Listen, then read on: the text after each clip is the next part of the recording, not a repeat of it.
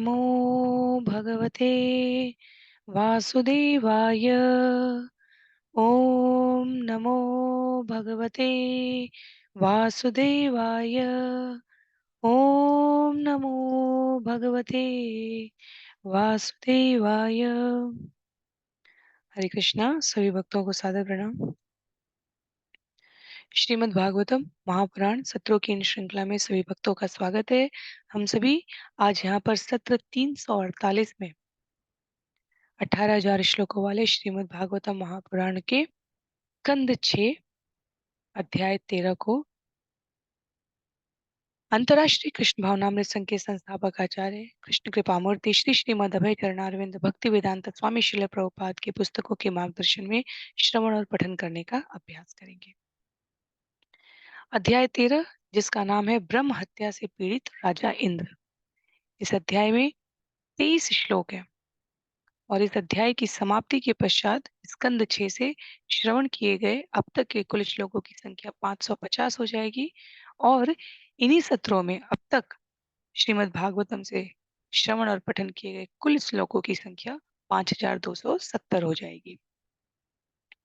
तो जैसा कि सत्रों का प्रारूप है, सर्वप्रथम वर्तमान विषय वस्तु का संक्षिप्त अवलोकन, तत्पश्चात मंगलाचरण और उसके बाद एक एक श्लोक का सभी वाचन, अनुवाद और भक्ति वेदांत स्वामी श्रील प्रभुपाद द्वारा लिखे गए तात्पर्यों से विषय को समझने का प्रयास करेंगे। स्कंद 6 के प्रथम 3 अध्याय अजामिल के जीवन प्रसंग पर थे। तत्पश्चात अध्याय 4, 5 और 6 प्रजापति दक्ष से संबंधित थे। अध्याय 7, 8, 9, 10, 11, 12, 13 ये वृतासुर के जीवन के प्रसंग से संबंधित है, जहां आरंभ होता है इंद्र के वैभव विलासिता युक्त जीवन में रहते हुए गुरु बृहस्पति का अपमान करना। तो 7, 8, 9 उसके लिए संबंधित हुए और फिर 10, 11, 12, 13 वृतासुर के जीवन से संबंधित है। तो वृतासुर के कथा प्रसंग में ये अंतिम अध्याय अध्याय 13 है, जिसे हम लोग आज के सत्र में आरंभ करेंगे। पिछले सत्र में हमने श्रवण किया कि वृतासुर द्वारा प्रोत्साहित किए जाने पर भगवान विष्णु के दिशा निर्देशन में बनाए गए वज्र से इंद्र ने वृतासुर को मार डाला और उसके पश्चात अध्याय जिसे हम सभी आज श्रवण करेंगे ब्रह्म हत्या से पीड़ित राजा इंद्र। तो मंगलाचरण करेंगे और उसके बाद एक एक श्लोक का वाचन और अनुवाद। जिनके पास पुस्तक है सदैव की तरह मेरा अनुरोध है पुस्तक का प्रयोग करें। अन्य सभी के लिए मैं श्लोकों को यहाँ स्क्रीन पर प्रस्तुत भी करूंगी। नारायणं नमस्कृत्य नरं चैव नरोत्तमं देवीं सरस्वतीं व्यासं ततो जयम् उदीरयेत्। शृण्वतां स्वकथा कृष्ण पुण्यश्रवणकीर्तन यद्यन्तस्तो यभद्राणि विधुनोति सुयत्स्यताम्। नष्टप्रायेष्वभद्रेषु नित्यं भागवत सेवया भगवत्युत्तमश्लोके भक्तिर्भवति नैष्ठिकी।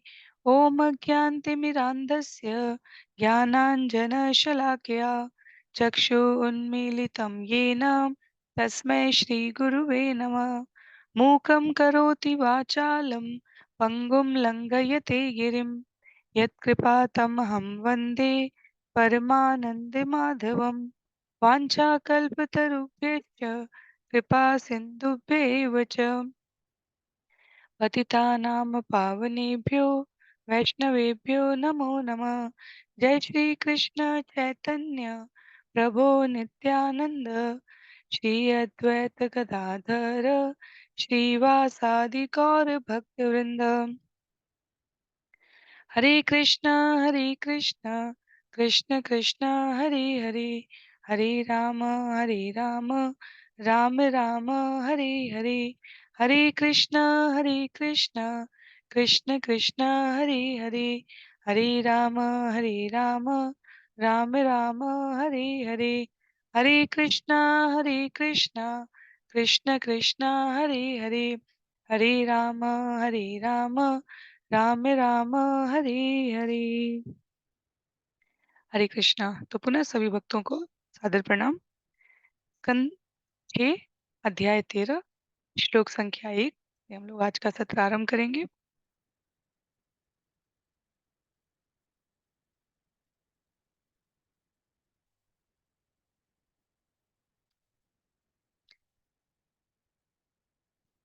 विषय सूची के अनुसार श्लोक संख्या 1 से लेकर 3 तक महाराज परीक्षित ने इंद्र की अप्रसन्नता के विषय में जिज्ञासा की है। तो श्लोक संख्या 1 में सुखदेव गोस्वामी कहते हैं, श्री शुकुवाच वृत्ते हते त्रयो लोका विनाशक्रेण भूरिद सपालाह्य भवन सद्यो विज्वरा निवृतेन्द्रिया। श्री सुखदेव गोस्वामी ने कहा, हे महादानी राजा परीक्षित, वृतासुर के वध से इंद्र के अतिरिक्त तीनों लोकों के लोकपाल एवं समस्त निवासी तुरंत ही प्रसन्न हुए और उन सब की चिंताएं जाती रहीं।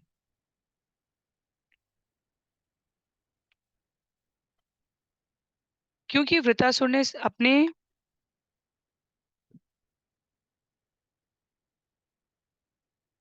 क्योंकि वृतासुर ने हम सब ने श्रवण किया था कि किस प्रकार वृत शब्द का अर्थ ही था आच्छादित कर लेना।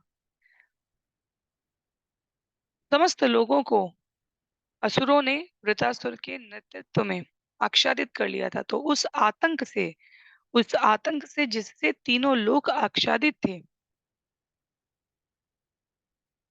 मुक्ति पाकर जो निवासी हैं, लोकपाल हैं, मनीषी हैं, सब अत्यंत प्रसन्न हुए, लेकिन इंद्र प्रसन्न नहीं था।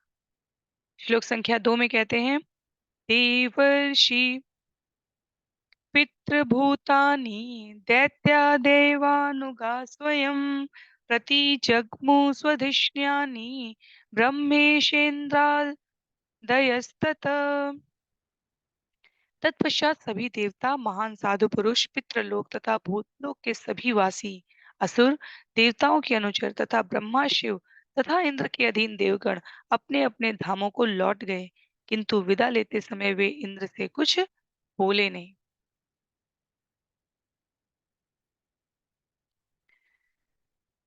वृतासुर का वध हो चुका है।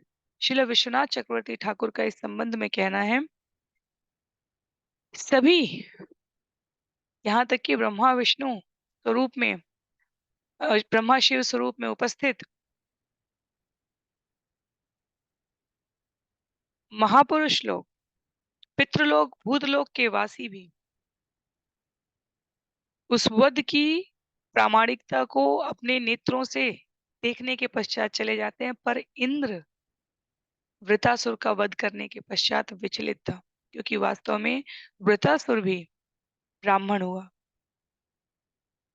वृतासुर के वध के बाद इंद्र ब्रह्म हत्या के पाप फल से मुक्त होने के लिए मानसरोवर गए। वहां से लौटने के बाद उन्होंने अश्वमेध यज्ञ किया और तब वह अपने लोक को गए। तो ब्रह्म हत्या उन्होंने, क्योंकि पहले विश्व रूप का वध किया था, तत्पश्चात त्वष्टा ऋषि के द्वारा यज्ञ से उत्पन्न वृतासुर, जो वास्तव में भगवान के चरणारविंद में भगवान की इच्छा के प्रति इतना आश्वस्त था, उसका वध किया। इस घटना ने इंद्र को विचलित कर दिया था। तो महाराज परीक्षित इसीलिए पूछेंगे अगले श्लोक में, श्रीराजोवाच इन्द्रस्य अनिवृत्ते हेतुं श्रोतुमिच्छामि भो मुने येनान् सन् सुखिनो देवा हरे दुःखं कुतो भवत्। महाराज परीक्षित ने सुखदेव गोस्वामी से पूछा, हे मुनि, इंद्र की अप्रसन्नता का कारण क्या था? मैं इसके विषय में सुनना चाहता हूँ। जब उसने वृतासुर का वध कर दिया तो फिर सभी देवता प्रसन्न हुए, स्वयं इंद्र क्यों अप्रसन्न था? तो वास्तव में ये समझने लायक विषय है, क्योंकि सभी देवता असुरों के मारे जाने पर प्रसन्न होते हैं, इंद्र स्वयं प्रसन्न होते हैं। ये पूरा उद्योग इंद्र के द्वारा किया गया था कि वृतासुर मारा जा सके। तो उसके मारे जाने पर सबकी प्रसन्नता के बावजूद इंद्र क्यों अप्रसन्न था? क्योंकि उसे पता था कि उसने एक भक्त का, परम वैष्णव का, ब्राह्मण का वध किया है। तो बाहर से वृतासुर असुर प्रतीत होता था, पर निश्चित रूप से वो एक परम भक्त था। केवल जन्म मात्र से असुर योनि में, सुर योनि में, वैष्णव के घर, अवैष्णव के घर जन्म लेने मात्र से किसी को हमारे शास्त्रों में श्रेष्ठ नहीं कहा गया है। ये एक अतिरिक्त योग्यता में तब परिवर्तित होता है जब हम इसको अपने गुण, कर्म और स्वभाव से पोषित करते हैं। इंद्र से युद्ध बंद करने के तुरंत बाद वृत्तासुर वैकुंठवासी हुआ है, शास्त्र कहते हैं, और इंद्र को ये बात ज्ञात थी। तो वो वास्तव में इस बात से दुखी था कि उससे एक वैष्णव ब्राह्मण के प्रति इतना घोर अपराध हुआ था। और ये ब्राह्मण केवल जन्मना ब्राह्मण की बात नहीं हुई, ये भगवत गीता अध्याय 4 श्लोक संख्या 13 में जहाँ भगवान ने कहा है, ब्राह्मण का कार्य है पठन पाठन भगवद सूक्तों को, जो भगवान के मुख से निश्चित देववाणी वेदों में वर्णित है, उसके वास्तविक तात्पर्य का जीवन में आचार और प्रचार करना। जैसे वर्तमान समय में शिक्षक होते हैं, वैसे ब्राह्मणों की श्रेणी बताई गई है। तो केवल जन्म से नहीं, जिसकी भी अध्ययन में, भगवत शास्त्रों के अध्यापन में रुचि है, उसे ब्राह्मण कहा गया।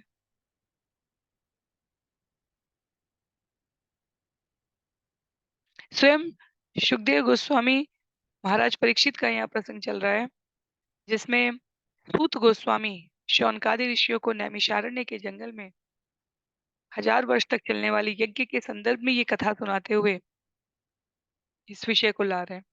और सूत गोस्वामी जन्म से ब्राह्मण नहीं है, तो हमारे शास्त्र बहुत ही एकमत रहे हैं इस पर, गुण कर्म और स्वभाव से। इसका अर्थ ये नहीं कि जन्म से जो ब्राह्मण है उन्हें किसी भी प्रकार से हेय कहा जा रहा है। ये इस बात की सुनिश्चितता करने के लिए है कि सनातन धर्म में भगवान के बताए गए निर्देशों में गुण, कर्म और स्वभाव की स्वीकार्यता है। तो इंद्र की दृष्टि में वृत्रासुर वैष्णव है, ब्राह्मण है, क्योंकि उसके आचार, उसने जो आचरण किया और जो उसने इंद्र को प्रचार किया, दोनों में भगवत भक्ति के प्रति अनन्य विश्वास, जो सभी शास्त्रों का सार है, वो प्रस्तुत किया जा रहा था। तो श्लोक संख्या 4 से लेकर 9 तक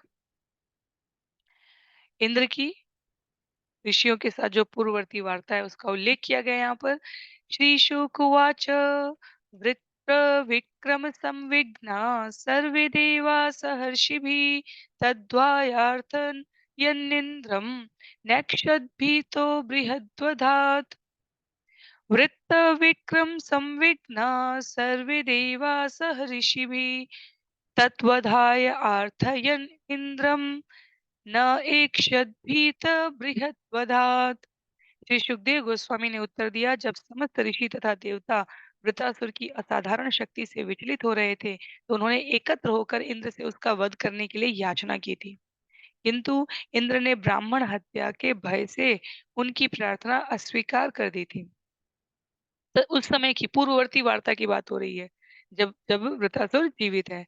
इंद्र उवाच श्रीभूध्रुमजलेन विश्वरूपवदोद्भवं विभक्तम् अनुगृह्णद्भिः वृत्रहत्यां क्व मार्जिम् अहम्। राजा इंद्र ने उत्तर दिया, जब मैंने विश्वरूप का वध किया तो मुझे अत्यधिक पाप बंधन मिला था, किंतु स्त्रियों, धरती, वृक्षों तथा जल ने मेरे ऊपर अनुग्रह किया था, जिससे मैं अपने पाप को उन सबों में बांट सका। किंतु यदि मैं अब एक अन्य ब्राह्मण वृतासुर का वध करूं तो भला पाप बंधन से मैं अपने को किस प्रकार मुक्त कर सकूंगा। तो ये विश्व रूप के वध में हम सभी ने ये 4 तत्वों का, इंद्र के पाप में भाग लेने का विशेष श्रवण किया था। विश्व रूप की हत्या के पश्चात अब जब वृतासुर उत्पन्न हुआ और उसके द्वारा पुनः इस जगत को आतंकित करने का कार्य किया जा रहा था, तब सबने इंद्र को कहा वृतासुर को मारने को। तो पूर्ववर्ती प्रसंग का अर्थ यहाँ पर ये है कि इंद्र कह रहे हैं कि अब मैं दोबारा जो ब्रह्म हत्या का भागी बनूंगा, उसका भार वहन कौन करेगा? श्लोक संख्या 6 में श्री शुक उवाच ऋषय तत् उपाकर्ण्य महेन्द्रम् इदमब्रुवन् याजयिष्याम भद्रं ते हयमेधेनमास्मभे। श्री सुखदेव गोस्वामी ने कहा, यह सुनकर ऋषियों ने इंद्र को उत्तर दिया, हे स्वर्ग के राजा, तुम्हारा कल्याण हो, तुम डरो नहीं। हम तुम्हें ब्राह्मण हत्या से लगने वाले किसी भी पाप से मुक्ति के लिए एक अश्वमेध यज्ञ करेंगे। तो ये सब कुछ भगवान की योजना में हो रहा है। सृष्टि के संचालन और संग्रहण के लिए जो नियुक्त प्रशासनिक अधिकारी हैं, उनके द्वारा अनैतिक व्यवहार यदि प्रतीकात्मक रूप से हमें दिख भी रहा है, तो उसमें भगवत इच्छा प्राणी मात्र को संदेश देने के लिए सूचना निहित है। श्लोक संख्या 7 में हयमेधेन पुरुषं परमात्मानं ईश्वरं इष्ट्वा नारायणं देवं मोक्ष्यसेऽपि जगद्वदात्। ऋषियों ने आगे कहा, हे राजा इंद्र, अश्वमेध यज्ञ करके उसके द्वारा पूर्ण पुरुषोत्तम भगवान को, जो परमात्मा भगवान नारायण और परम नियंता है, प्रसन्न करके मनुष्य सारे संसार के वध के पाप फलों से भी मुक्त हो सकता है। वृतासुर जैसे एक असुर के वध की तो बात ही क्या है। तो ऋषि ऋषि अपने सुयोग्य कार्य कर रहे हैं, क्योंकि अलग अलग घटनाएं अलग अलग कृत्यों की प्रामाणिकता को प्रसारित करती हैं। उस समय देश काल परिस्थिति में अश्वमेध यज्ञ की प्रामाणिकता, उसकी महानता, उसकी इतनी बहुगुणित महत्ता है, जिसे ऋषियों द्वारा स्वयं देवराज इंद्र को आश्वस्त करने के लिए कहा जा रहा है कि भगवान को प्रसन्न करके पूरे संसार के वध के पाप फल से भी मुक्त हुआ जा सकता है। तो यहाँ केवल सीधे उत्तर और अनुवाद पढ़ के हमें विचलित होने की आवश्यकता नहीं है। कहने का आशय ये है कि ये सृष्टि भगवान के द्वारा निर्मित है और उन्हीं के द्वारा विलय कर ली जाती है। भगवद इच्छा हमने श्रवण किया, समस्त कारणों के कारण के स्वरूप में निहित है। भगवान की इच्छा के बिना कुछ भी नहीं होता, पत्ता भी नहीं हिलता। ऋषियों द्वारा ये कहा जा रहा है कि हम जो भी कृत्य करेंगे, यदि वह भगवत आज्ञा से प्रेरित नहीं है, तो उसकी सफलता में सदैव संशय है। पर यदि वो भगवत आज्ञा निमित्त प्रेरणा स्वरूप है, तो वो निश्चित रूप से सफल होगी। तो यदि वृतासुर ने जन्म लिया है, तो उसका वध करने का कारक भी किसी को बनना पड़ेगा, क्योंकि ये भगवान की बनाई गई सृष्टि के सूची क्रम में व्यवधान डालने के लिए है। और इसलिए इंद्र को वो आश्वस्त करते हैं कि आप आगे बढ़ें, उसके पाप फल के लिए हम यज्ञ करेंगे, क्योंकि वो भगवान को प्रसन्न करने के लिए होगा, भगवान की इच्छा के निमित्त होगा। और जब इंद्र वास्तव में जब प्रार्थना करते हैं और भगवान कहते हैं कि उपाय बताते हैं, इसका इसका अभिप्राय ही सीधे ये है कि ये भगवत इच्छा से हो रहा है। तो श्लोक संख्या 8 और 9 एक साथ उल्लिखित है यहाँ पर। तो ये सारा प्रसंग तब है जब वृतासुर की मृत्यु हो चुकी है। अलग-अलग लोकों के जो अधिपति हैं, वो प्रसन्न भाव से वापस चले गए हैं। इंद्र अप्रसन्न है और इंद्र उस विषय को स्मरण कर रहे हैं जो उनकी वार्ता हुई है वृतासुर को मारने से पहले। इसलिए वो अश्वमेध यज्ञ क्यों करते हैं, उसके पृष्ठभूमि में ये सारी संवाद वार्ता है। ब्रह्मः पितरः गोग्नो मातरः आचार्यः ब्रह्मः पितरः गोग्नो मातरः आचार्य अघवान् स्वादः पुल्कसको वापि शुद्धये अन्यस्य कीर्तनात् ब्रह्मः पितरः गोग्नो मातरः आचार्य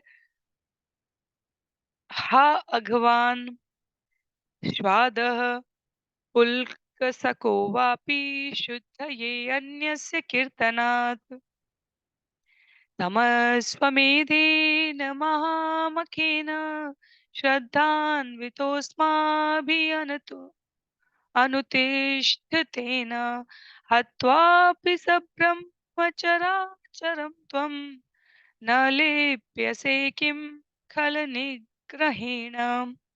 भगवान नारायण के पवित्र नाम के जप मात्र से ब्राह्मण, गाय, पिता, माता, गुरु की हत्या करने वाला मनुष्य समस्त पाप फलों से तुरंत मुक्त किया जा सकता है। अन्य पापी मनुष्य भी यथा कुत्ते को खाने वाले तथा चांडाल जो शत्रुओं से भी निम्न है, इसी प्रकार से मुक्त हो जाते हैं। फिर आप तो भक्त हैं और हम सभी महान अश्वमेध यज्ञ करके आपकी सहायता करेंगे। यदि आप भी इस प्रकार भगवान नारायण को प्रसन्न करें, तो फिर आपको डर कैसा? तब आप मुक्त हो जाएंगे, भले ही आप ब्राह्मणों सहित ब्रह्मांड की हत्या क्यों ना कर दें। भला वृतासुर जैसे विघ्नकारी एक असुर की हत्या की क्या बात है। तो पुनः यहाँ पर केवल श्लोक श्लोक और उसका अनुवाद श्रवण करके भयभीत होने की या किसी प्रकार की असहमति की बात मन में आने से पहले हमें उसकी स्पष्टता को समझ लेना चाहिए। इसका अर्थ ये नहीं कहा जा रहा है कि नाम के बल पर पाप करना है। ये हमारे 10 नाम अपराध में आता है। नाम के बल से पाप करने की संस्तुति यहाँ ऋषियों द्वारा नहीं की जा रही है और ना ही इंद्र द्वारा ऐसा आचरण किया गया। यहाँ पवित्र नाम की आध्यात्मिक शक्ति की अनुभव करने की इकाई को यदि किसी प्रकार से समझा जा सके, उस संबंध में कहा जा रहा है कि केवल नाम जप से समस्त पाप कर्मों के फल से मुक्त हुआ जा सकता है। और श्रील प्रभुपाद यहाँ तात्पर्य में विशेष रूप से कह रहे हैं, इसका अर्थ ये नहीं होता कि जानबूझकर पाप कर्म करके पवित्र नाम का जप करके अपने को उसके फल से मुक्त समझ लिया जाए। ये मानसिकता भगवान के चरण कमलों पर घोर अपराध है। पवित्र नाम में समस्त पाप कर्मों को निष्प्रभावित करने की शक्ति है, ये सत्य है। किंतु यदि कोई नाम जप करते हुए जानबूझकर पाप करता है, तो उसे निंदनीय कहा गया है। तो कहने का अभिप्राय ये है कि जीवन में जितने भी प्रकार के कृत्य प्रकृति के 3 गुणों के प्रभाव में रहकर किए गए हैं, उन सभी के फल को निरस्त करने की अर्थात उसके बंधन उसके फलों के बंधन में आबद्ध होने से बचाने की क्षमता हरिनाम है।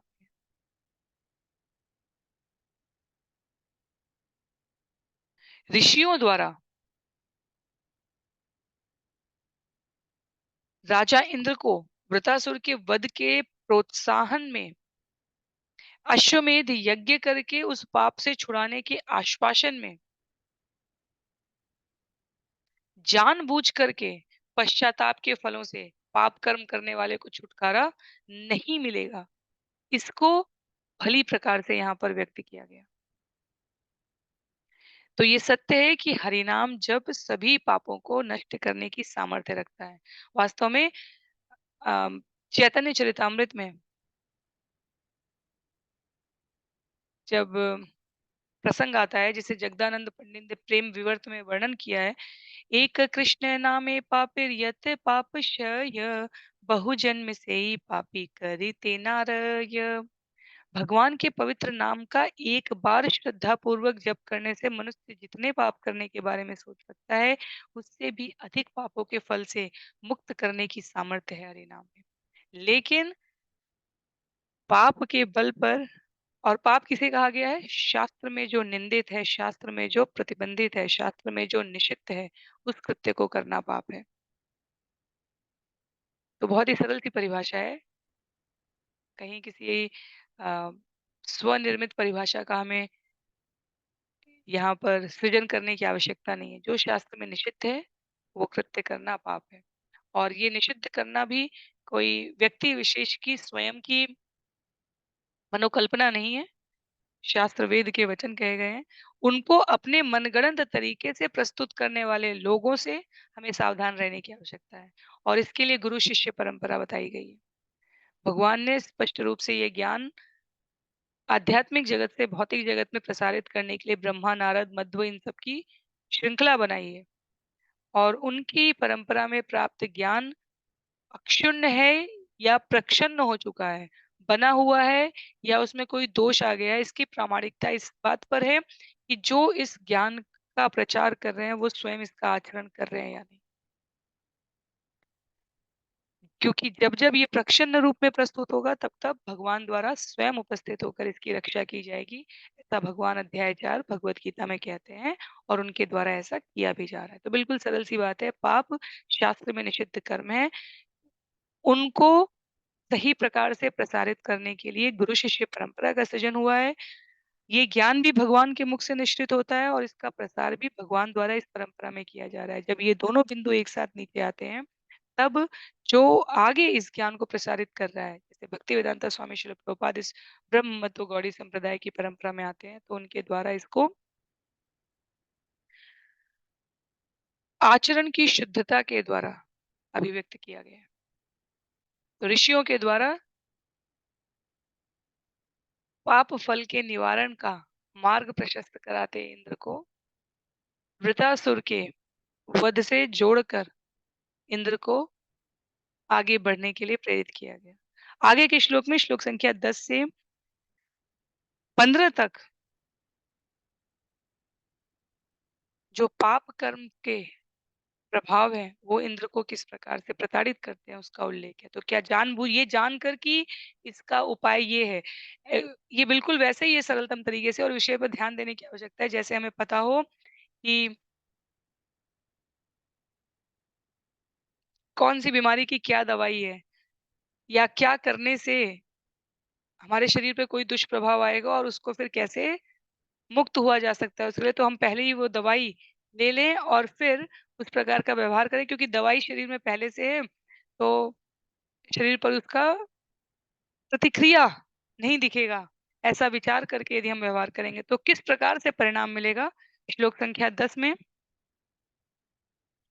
सुखदेव गोस्वामी कहते हैं, एवं संचोदित विप्रे मरुत्वान् अहनत रिपुं ब्रह्म हत्या हते तस्मिन् आससाद वृषा कपिम।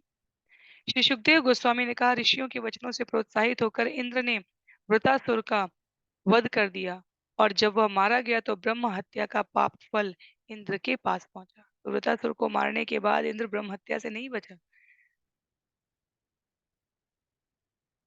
प्रायश्चित हेतु मात्र यज्ञ करके इससे नहीं बचा जा सकता। तो पाप फल पहले से भी अधिक बड़ा हो चुका था।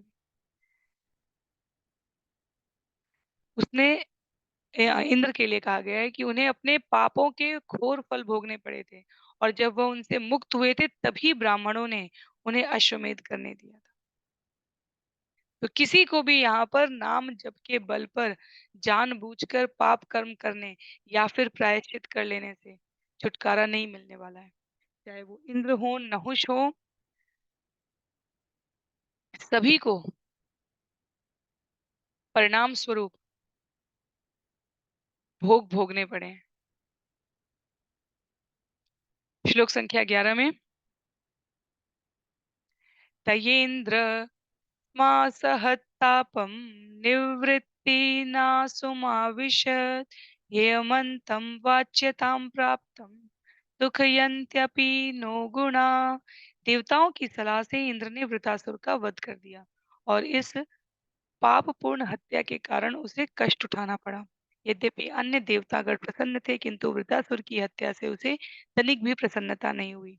इंद्र के इस क्लेश में अन्य उत्तम गुण यथा धैर्य तथा ऐश्वर्य उसके सहायक नहीं बन सके।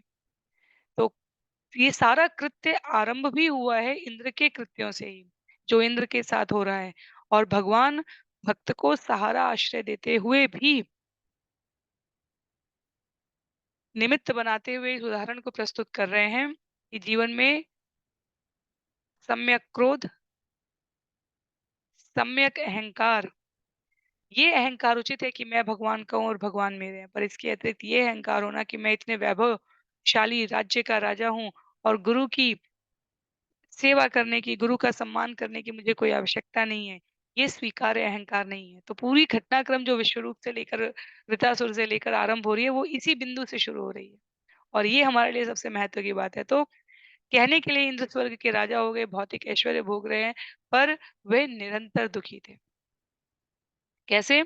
श्लोक संख्या 12 और 13 में ताददर्श अनुधावन्तीं चाण्डालीं इव रूपिणीं जरया वेपमानाङ्गीं यक्ष्मग्रस्ताम् असृक्पटां विकीर्य फलितान् केशान् तिष्ठ तिष्ठ इति भाषिणीं मीनगन्धी सुगन्धीन् कुर्वतीं मार्गदूषणम्।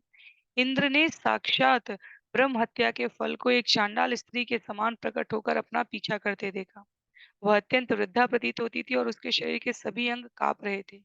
यक्ष्मा रोग से पीड़ित होने के कारण उसका सारा शरीर तथा वस्त्र रक्त से सने हुए थे। उसकी श्वास से मछली की सी दुर्गंध असह्य दुर्गंध निकल रही थी, जिससे सारा रास्ता दूषित हो रहा था। उसने इंद्र को पुकारा, ठहरो ठहरो। तो ये कोई कल्पना के रूप में बातें श्रवण करने की, क्योंकि वर्तमान देश काल परिस्थिति में इस प्रकार की घटनाएं दृष्टिगोचर नहीं होती। आचार्य कह रहे हैं कि किसी न किसी रूप में, यदि हमें सरलतम समझना है, तो हमारे पाप कर्म उदित होते हैं व्यक्ति के रूप में, परिस्थिति के रूप में, और वो हमें निश्चित रूप से पीड़ित करते हैं। यहाँ तक कि जब राजा नहुष की कथा पृथक रूप से आती है। जब राजा नहुष भी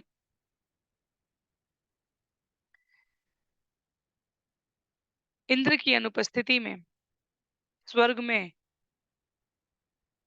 कुछ समय के लिए आसन धारण किया था उन्होंने, तब भी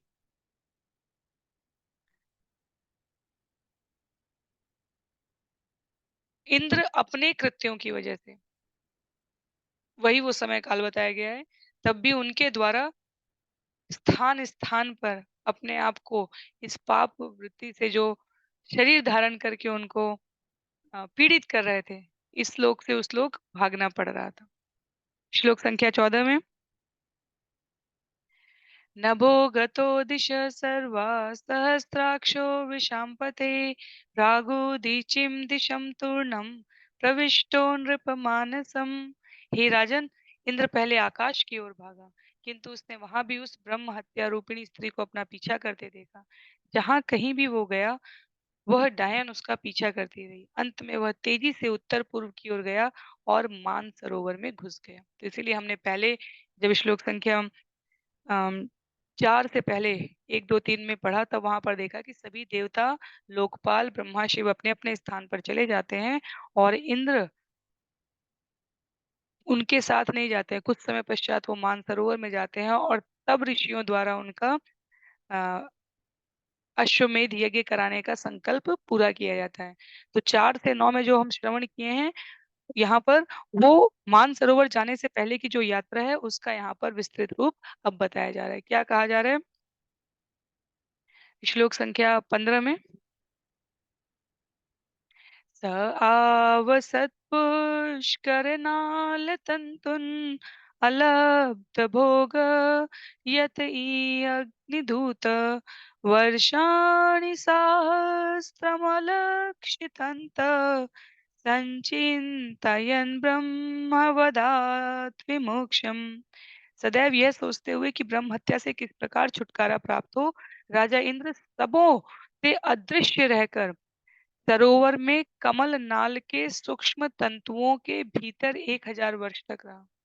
अग्निदेव उसे समस्त यज्ञों का उसका भाग लाकर देते, क्योंकि अग्निदेव जल में प्रवेश करने से भयभीत थे। अतः इंद्र एक तरह से भूखों मर रहा था। तो दैव यज्ञ भाग, इसीलिए अध्याय 3 भगवद गीता में कहा गया कि जो अपने कृत्यों के द्वारा देवताओं को उनका भाग नहीं देते हैं। जब हम भगवान की पूजा करते हैं, भगवान की भक्ति करते हैं, तो स्वतः सबके भागों का वितरण, क्योंकि यज्ञ स्वरूप भगवान कृष्ण ने विस्तार रूप में है। तो जब हम यज्ञ कर रहे हैं, हरिनाम, कलयुग के लिए सबसे बड़ा यज्ञ कहा गया हरिनाम यज्ञ। जब भगवान को प्रसन्न कर रहे हैं, तो देवताओं को उसका स्वाभाविक भाग मिलता है, पितरों को उसका स्वाभाविक भाव मिलता है। जन्म जन्मांतर के वंशानुगत जो जीव हैं, उनको उनका भाग मिलता है। अन्यथा अतिरिक्त रूप से पृथक-पृथक रूप में हमें देवताओं को, पितरों को, सबको प्रसन्न करना होता है।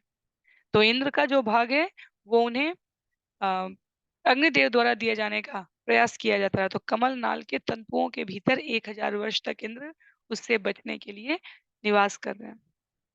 उस समय 16 से लेकर 23 तक वर्णन है कि उस समय नहुष द्वारा इंद्र का राज्यभार सँभाला गया था। और नहुष की कथा इसीलिए संभवतः यहीं पर वर्णन की जाएगी। तब हमें पता चलेगा कि किस प्रकार से नहुष और इंद्र दोनों अनुचित कृत्यों के परिणाम स्वरूप मिलने वाले प्रभाव से अपने आप को वंचित नहीं रख सकते।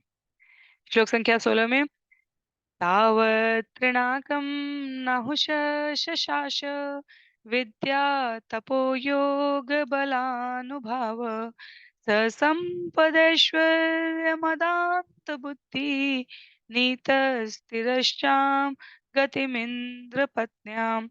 जब तक राजा इंद्र कमलनाल के भीतर जल में रहा, नहुष अपने ज्ञान तप तथा योग के कारण स्वर्गलोक का शासन चलाने के लिए सक्षम बना दिया गया।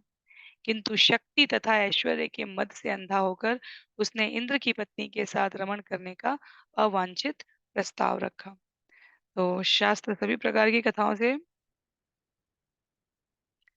युक्त हैं और मनीषियों द्वारा किसी भी कथा को आवरण में नहीं रखा गया है, जिससे व्यक्ति अपने लिए ग्राह्य और अग्राह्य बिंदुओं को समझने में समर्थ रहे।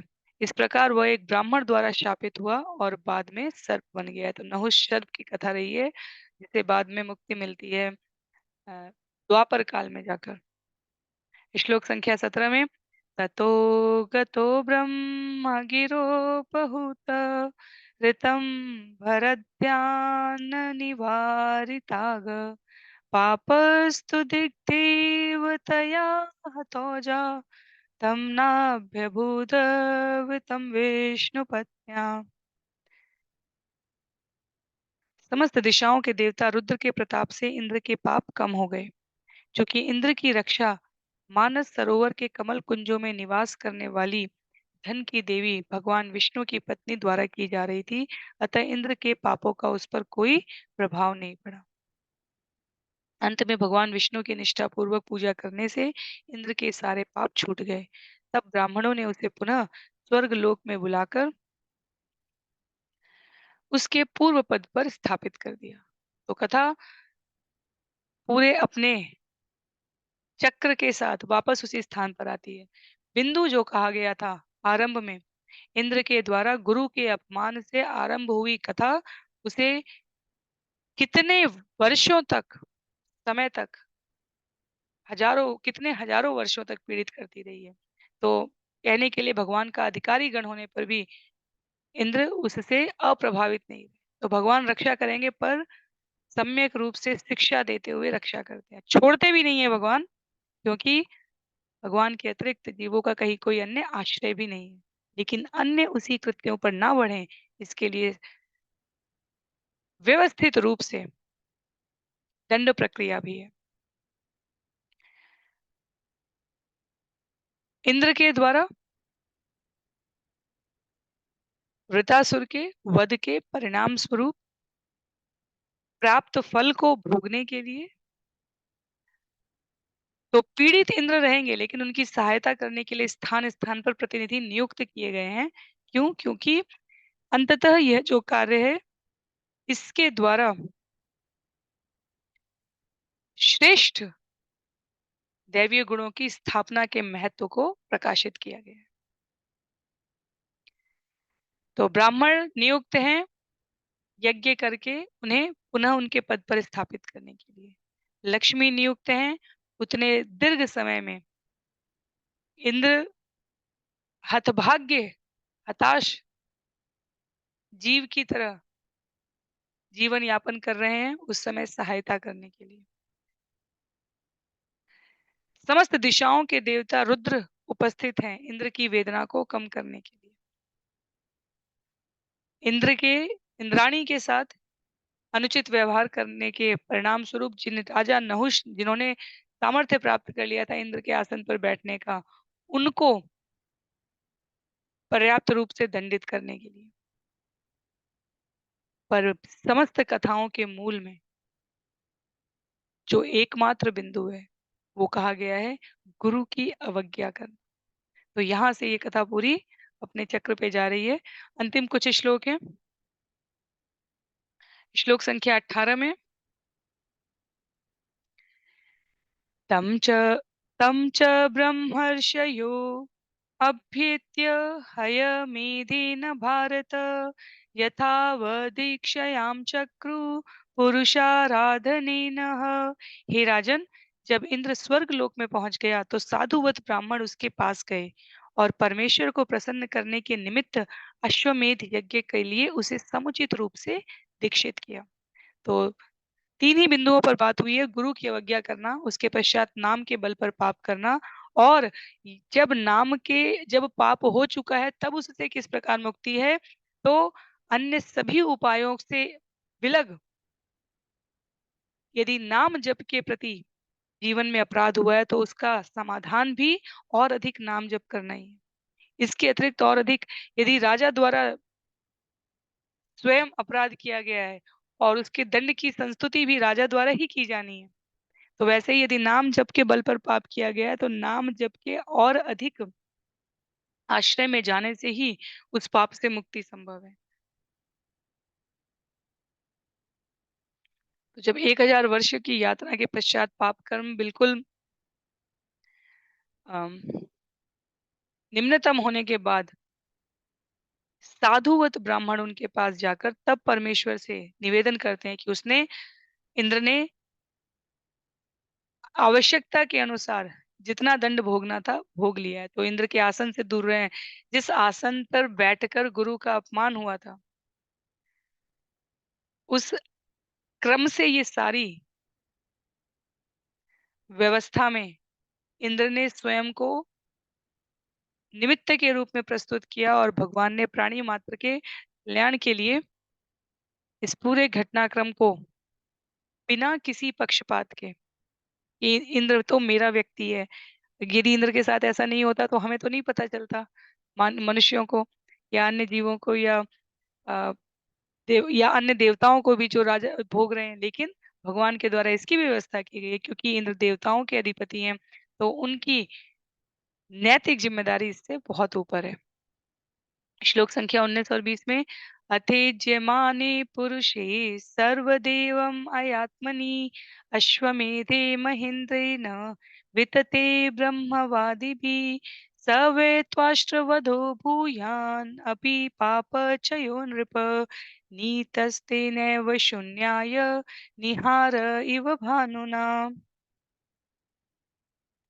ऋषि तुल्य ब्राह्मणों द्वारा संपन्न किए गए अश्वमेध यज्ञ ने इंद्र को समस्त पाप बंधनों से मुक्त कर दिया क्योंकि उस यज्ञ में उसने पूर्ण पुरुषोत्तम भगवान की पूजा की थी। हे राजन, यद्यपि उसने गंभीर पाप कृत्य किया था किंतु उस यज्ञ से वह पाप कृत्य तुरंत उसी प्रकार विनष्ट हो गया जिस प्रकार सूर्य के तेज प्रकाश से कोहरा छट जाता है। तो ये पूरी व्यवस्था यहाँ पर इसलिए अभिव्यक्त की गई है कि जिस क्षण जीव अपने आप को विनत कर लेता है, शरणागति में कर लेता है,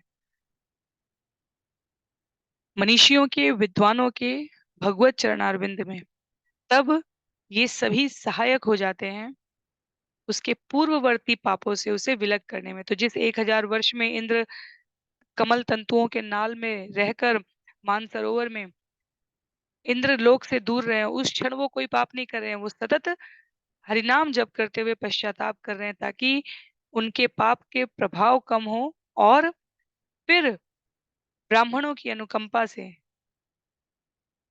वह अपने स्थान को प्राप्त कर सके। श्लोक संख्या 21 में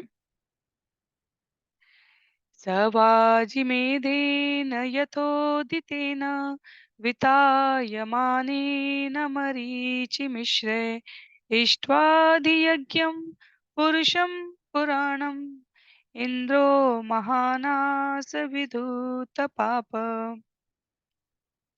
मरीचि तथा अन्य महर्षियों ने राजा इंद्र पर कृपा की और विधि पूर्वक आदि पुरुष परमात्मा पूर्ण पुरुषोत्तम भगवान की पूजा करके यज्ञ संपन्न किया। इस प्रकार इंद्र ने अपनी उन्नत स्थिति पुनः प्राप्त कर ली तथा वह प्रत्येक के द्वारा फिर से सम्मानित हुआ।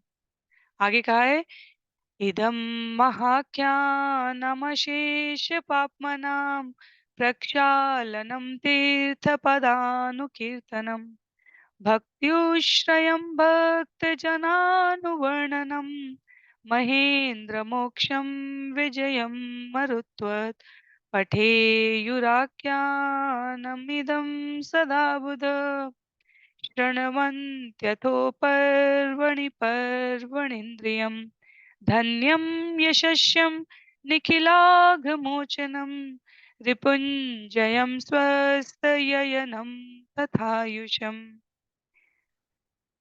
इस महान आख्यान में भगवान नारायण की महिमा का वर्णन हुआ है।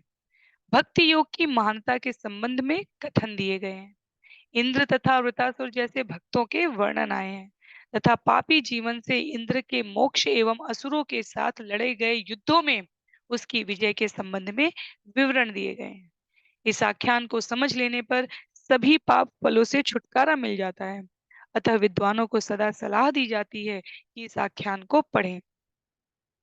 जो ऐसा करेगा उसकी इंद्रियां अपने कार्य में निपुण होंगी, उसका ऐश्वर्य बढ़ेगा और यश चारों ओर फैलेगा।